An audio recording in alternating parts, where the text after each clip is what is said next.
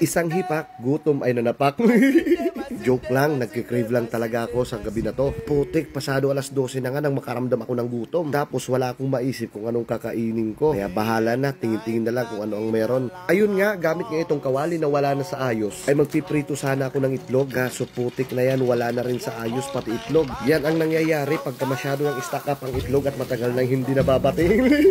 Ayun nga, imbis na pritong itlog sana pang topping sa pancit canton, ay ginawa ko na lang na parang scramble egg. Tapos nagisa lang ako ng hotdog, sinabawan ng kunting criminal water hanggang sa lumambot yung noodles. Tapos syempre, saka natin ilalagay yung mga pampalasa. Wala naman talagang special sa luto na to. Wala lang, pinapakita ko lang yung cravings ko kagabi. Tapos may napansin nga ako, meron pa ditong bukas na milk sarap na cheese. Kaya naglagay na lang ako konti lang, syempre para hindi masyadong maumay. Tapos syempre, kunting gulay para parang pansit na rin talaga. Tapos ayun na nga, hinalo ko na yung scramble egg na imbis na fried sana. Tapos papadagdag lasa na rin ay maglalagay na lang ako ng oyster sauce. Tapos ayun nga, goods na yan. Nilagyan ko lang ng konting spring onion sa ibabaw para pampakulay. Tapos papa na mga trup. Nung una hindi ko masyadong maintindihan yung lasa. Hindi ko alam kung ano yung trip ko sa gabi na to. Pero goods din naman. Ay nako, kakaiba talaga ang trippings. Paano tayo papayat nito? Tapos syempre, para solve na solve, sundatan natin ng halos nagiyelo ng coke. Ayun, mabisang pang palanding to.